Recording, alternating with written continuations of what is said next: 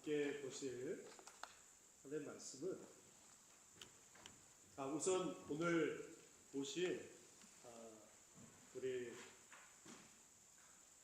엠머스트 은혜감리교회 우리 성도님, 우리 배동현 목사님 그리고 우리 성도님 먼저 환영하겠습니다. 우리 학생들이 왔는데요. 우리 환영합니다.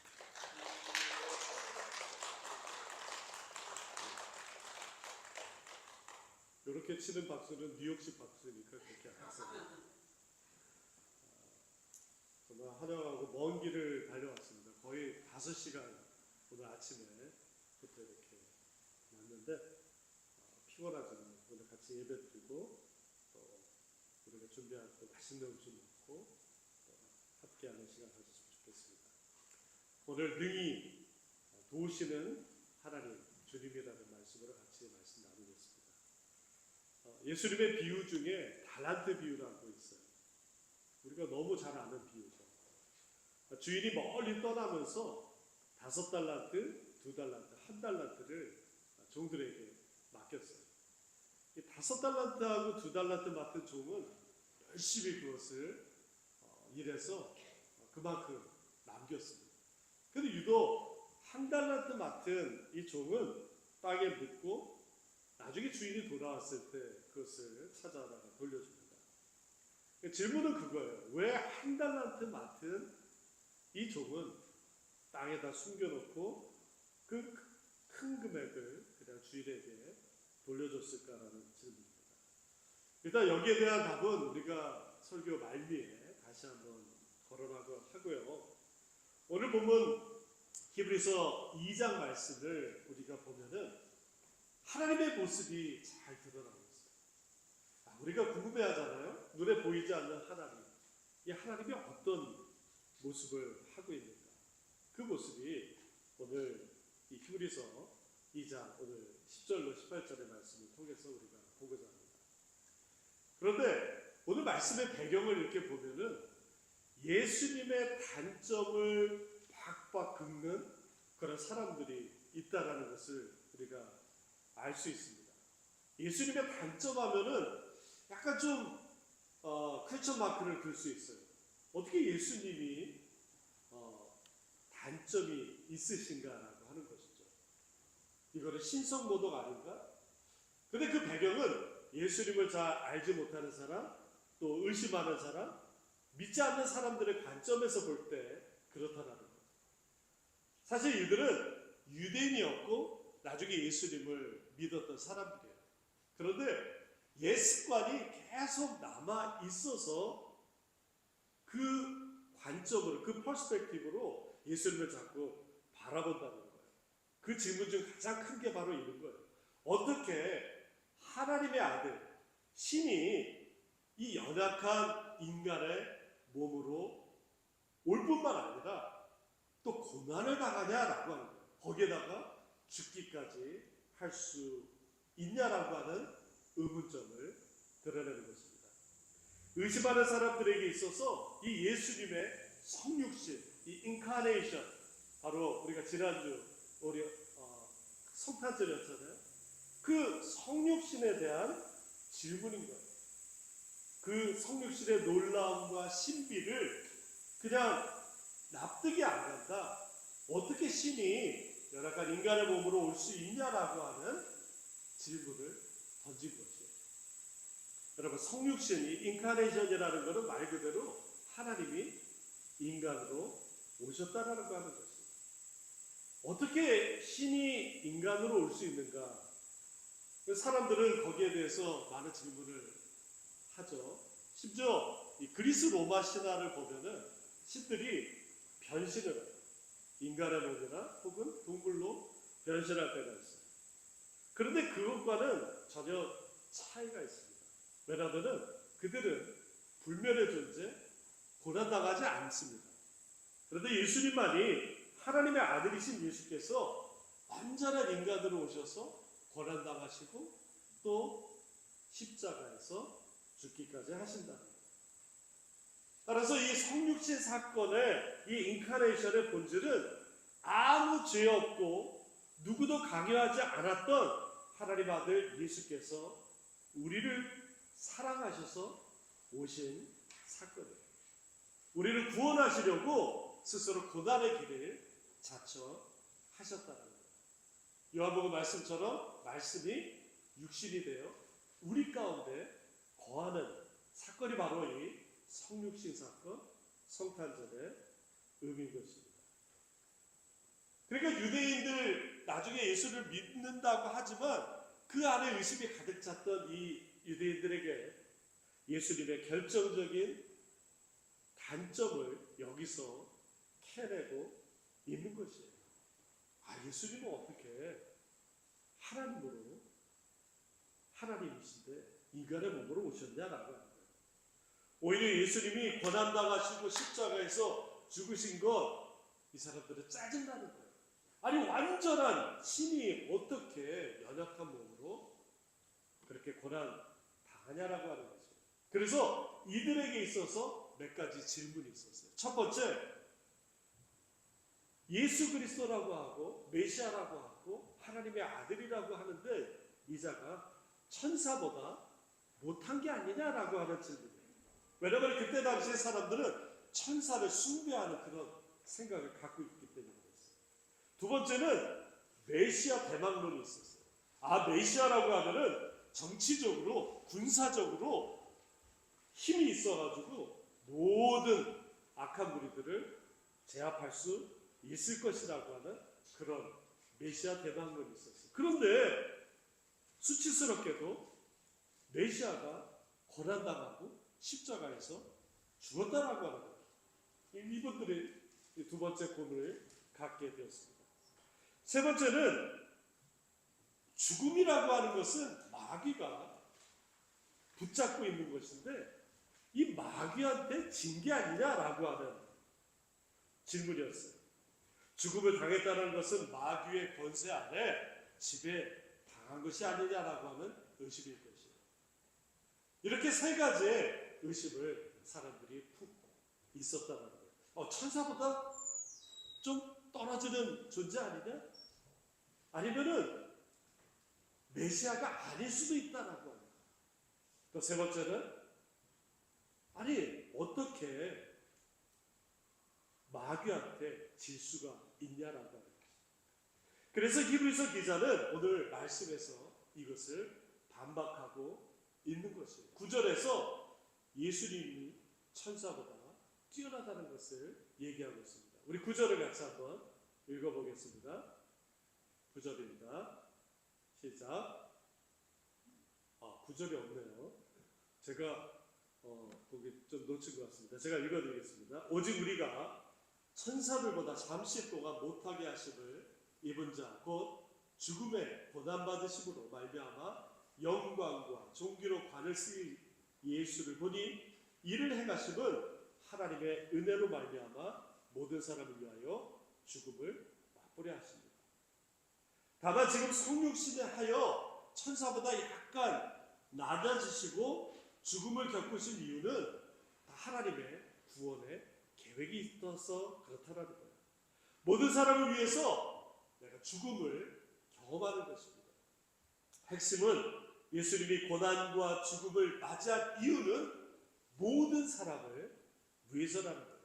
저와 여러분 같이 연약한 존재를 위해서라고 하는 것입니다. 심지어 아무 관계없는 저와 여러분을 위해서 죽으셨다라는 것입니다. 고난당하셨다는 거예요. 제가 고등학교 때 몇 학년 때인지 생각이 잘 안 나는데 친구들이 쉬는 시간에 이 동전치기를 했어요. 참고로 저는 절대로 안 했다라는 거 믿어주시기 바랍니다. 동전치기를 했어요. 이렇게 동전 쳐놓고 책 위에 탁 하면 넘어가면 넣고 그런 동전치기를 했어요.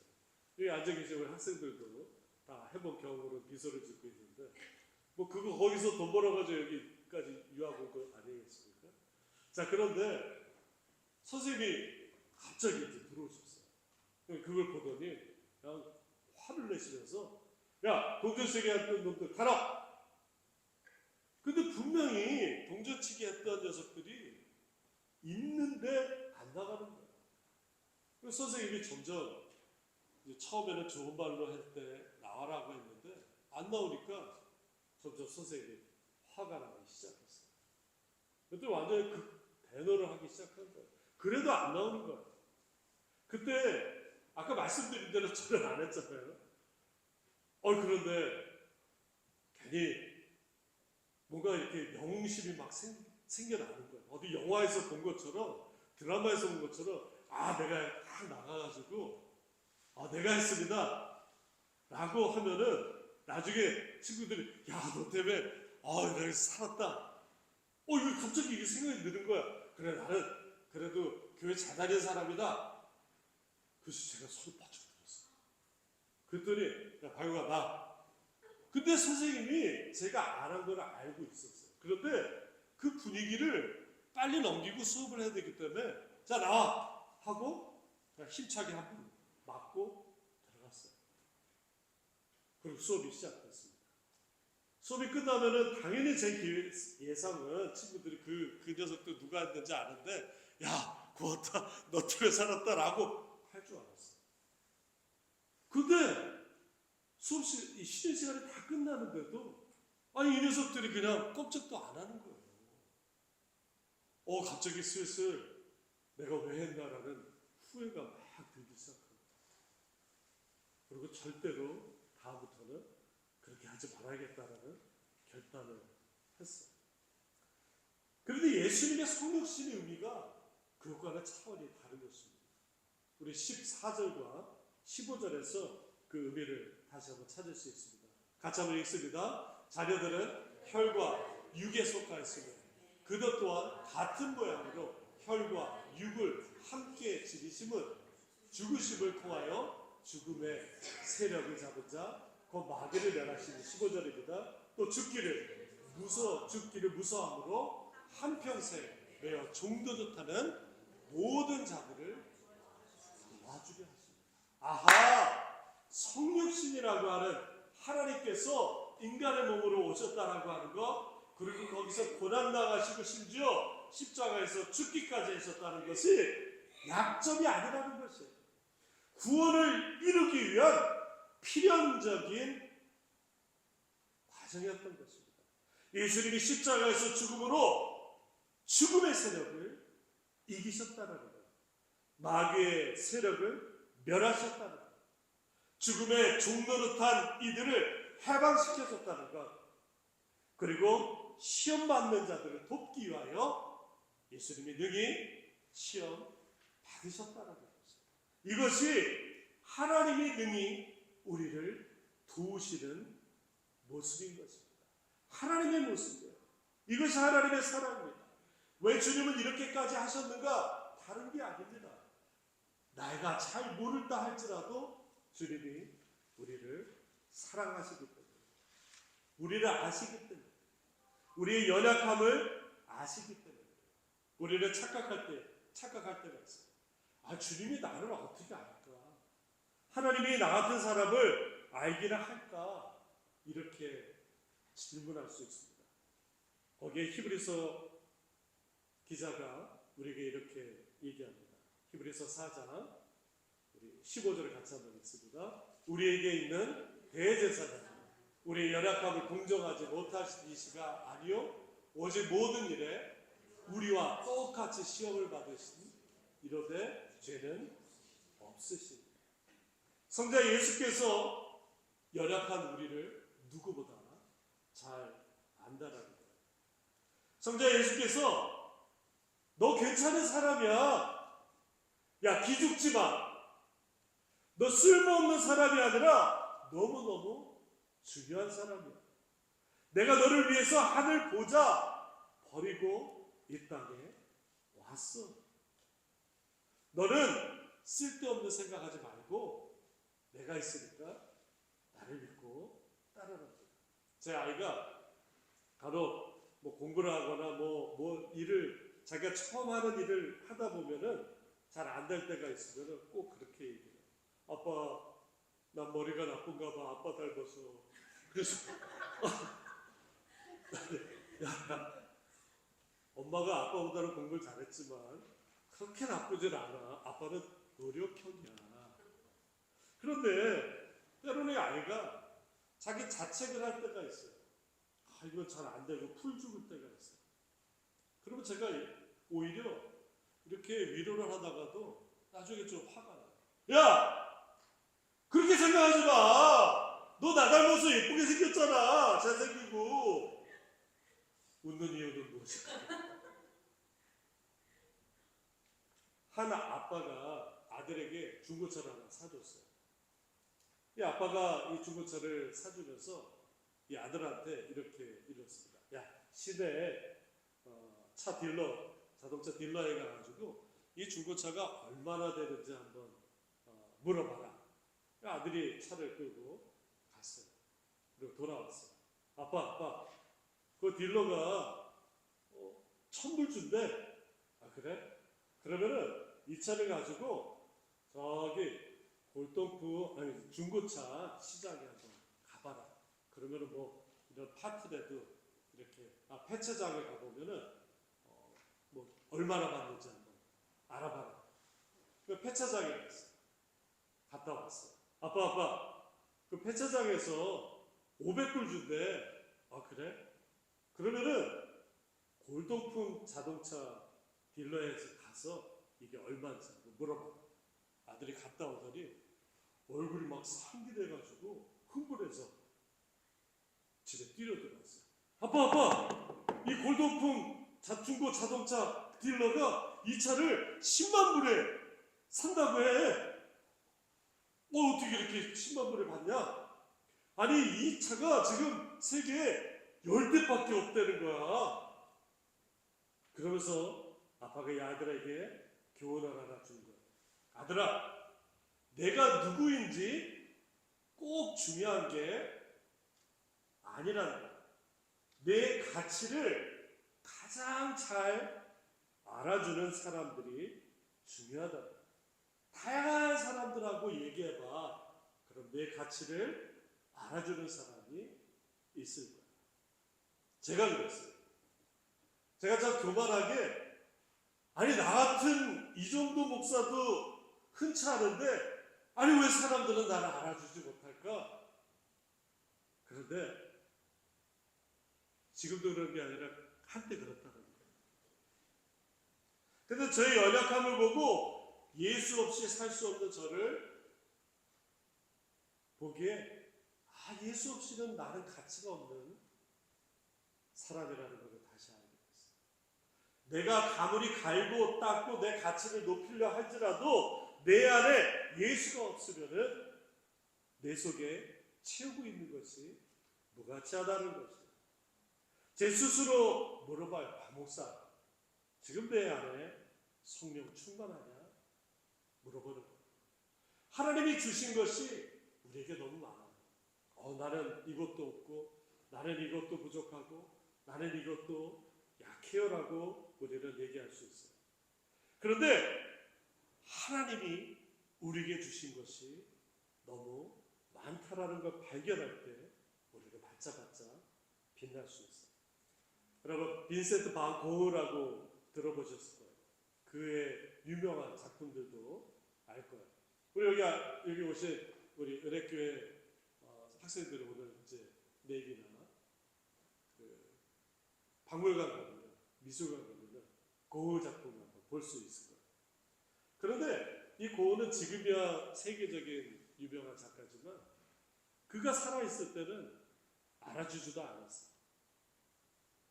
그리고 그는 세상을 떠났습니다. 그의 모든 작품이 그의 동생 테오에게 갔어요. 테오는 그 작품을 잘 간직했어요.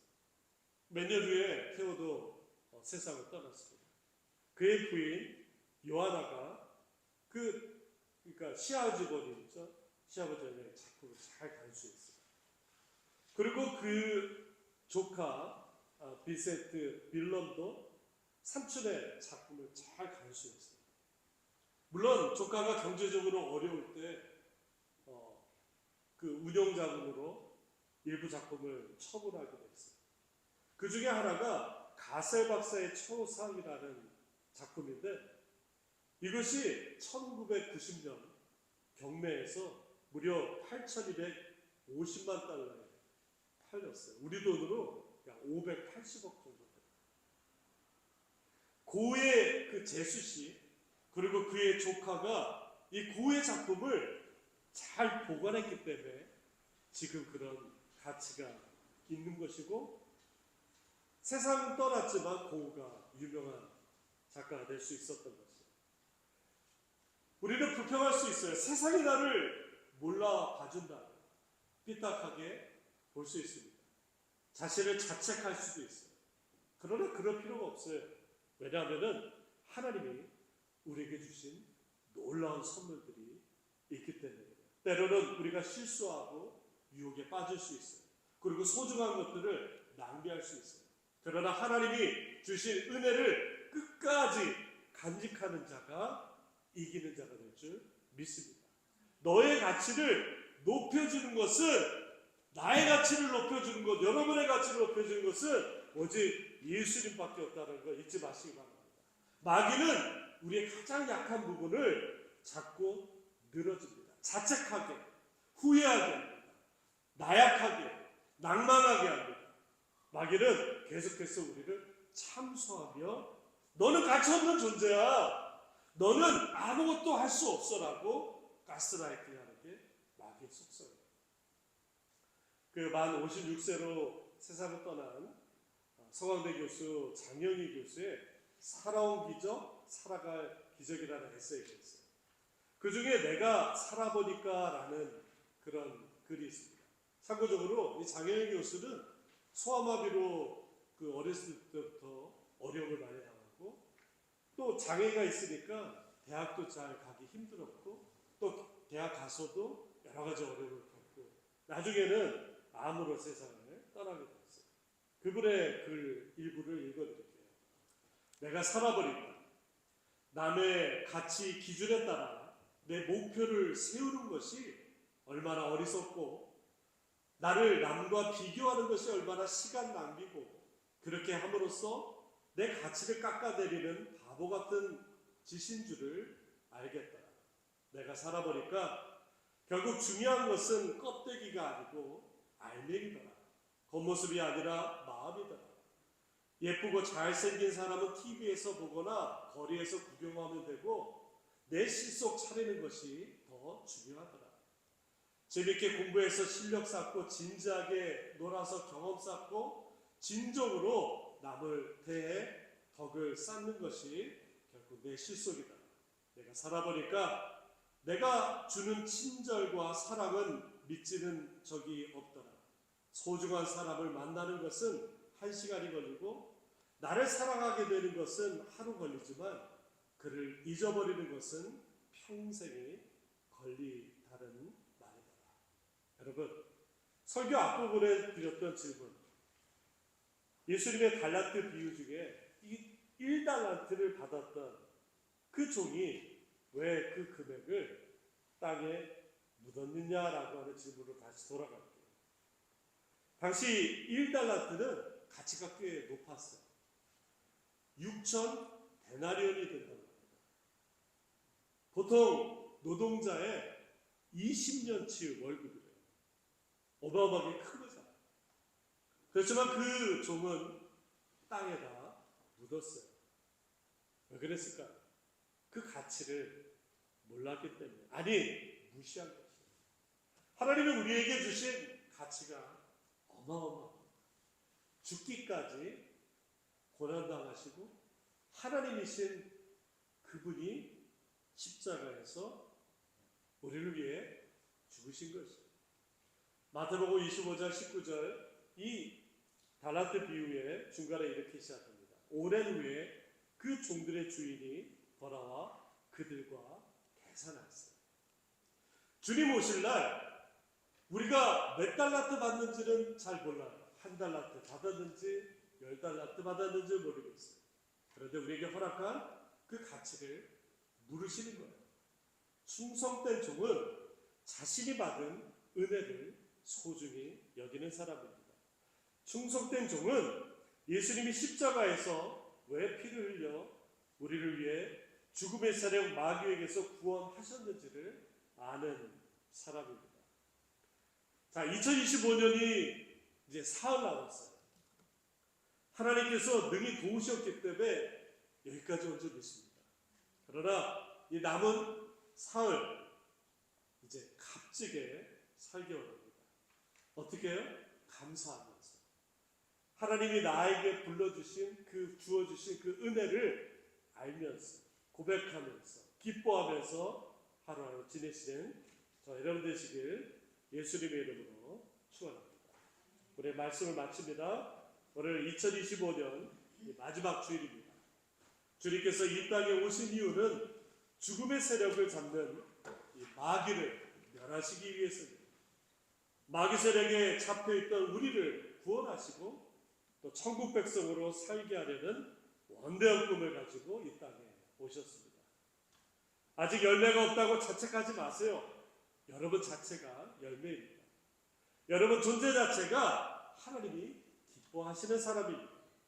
더 감사합시다. 더 즐거워합시다. 더 행복해집시다. 주님이 여러분을 위해 이 땅에 오셨고 영원히 함께 하시길 원하십니다. 오늘 이 말씀 기억하면서 함께 기도하겠습니다. 2025년 우리 주님께 감사합시다. 우리를 거룩한 하나님 백성 삼으신 하나님께 감사하며 찬양하며 감격하며 기뻐하며 남은 시간을 살게 하옵소서. 우리 같이